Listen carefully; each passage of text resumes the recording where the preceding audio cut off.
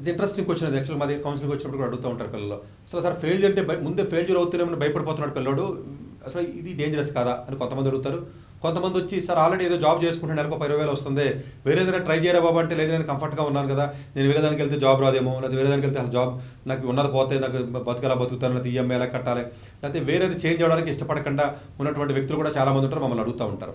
So ఈ రెండు కూడా డేంజర్ అండి. యాక్చువల్గా ఫెయిల్యూర్ ఫీర్ అనేది ఏదైతే ఉంటుందో, ఫీర్ ఆఫ్ ఫెయిల్యూర్ ఏదైతే ఉంటుందో, ఇది ఎట్టి పరిస్థితుల్లో కూడా ఉండకూడదు. ఉన్నప్పుడు ఎఫర్ట్ ఎక్కువ పెట్టడం, అంటే ఫుల్ ఎఫర్ట్ పెట్టిన తర్వాత ఫెయిల్ అయితే పర్లేదు, వీళ్ళ ఫుల్ ఎఫర్ట్ పెట్టకుండానే ఫెయిల్ అయిపోతూ ఉంటారు వాళ్ళు. ఎందుకని ఫియర్తో పెట్టరు.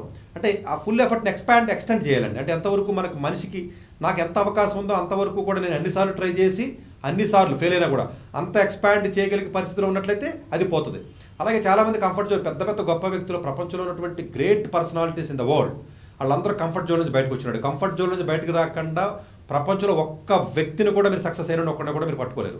సో కంఫర్ట్ జోన్ అని ఎప్పుడైతే మనం అనుకుంటామో అది ఎట్టి పరిస్థితుల్లోనే డేంజరస్. అలా అని చెప్పేసి బ్లైండ్ రిస్క్ చేయొద్దు.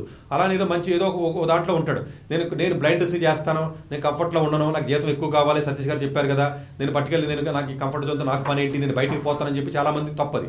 అంటే ఆ కంఫర్ట్ జోన్ నుంచి బయటికి వెళ్ళేటప్పుడు కూడా మీరు టెస్టింగ్ చేసుకుని, మీ ఎబిలిటీని అసెస్మెంట్ చేసుకుని, మీరు ఉన్నటువంటి స్కిల్స్ ఏంటి, బయటికి వెళ్ళిన తర్వాత మీరు స్టార్ట్ చేయబోయేదానికి ఉన్నటువంటి స్కిల్స్ ఏంటి, దానికి నాకు ఏ విధంగా ఉంది. అందుగురించే మీరు ఆల్రెడీ కంఫర్ట్ జోన్లో ఉన్నప్పుడే మీరు వేరే దానికి దేనికైతే బయటికి వెళ్దాం అనుకుంటారో దానికి సంబంధించి కూడా కొంత ఎక్సర్సైజు, కొంత వర్క్ మీరు చేసుకుని, కొంత కాన్ఫిడెన్స్ని బిల్డప్ చేసుకుని కంఫర్ట్ జోన్ నుంచి బయటకు వచ్చేయండి.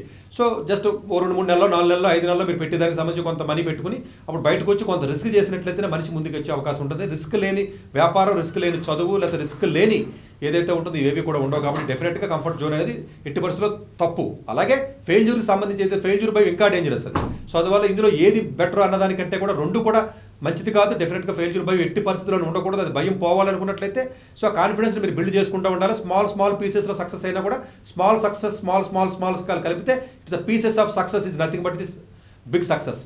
సో అందుగురించే ఫెయిల్యూర్ అయినా పర్లేదు, బట్ చిన్న థింగ్స్ని కూడా, అచీవ్మెంట్స్ని మీరు ప్రౌడ్గా ఫీల్ అయ్యి అచీవ్మెంట్స్ కింద తీసుకుని ఆ కాన్ఫిడెన్స్ని బిల్డ్ చేసుకుని కొంచెం ముందుకు వెళ్ళినట్లయితే ఆ ఫెయిల్యూర్ భయం పోయి కొంత కాన్ఫిడెన్స్ బిల్డ్ అవుతుంది. అక్కడ ఆ రకంగా ప్రాబ్లమ్ని అవాయిడ్ చేయొచ్చు. ఇక్కడికి వచ్చేటప్పటికి కంఫర్ట్ జోన్లో బయటకు వెళ్ళాలో చెప్పాను, ఆ రకంగా మీరు అవాయిడ్ చేయొచ్చు.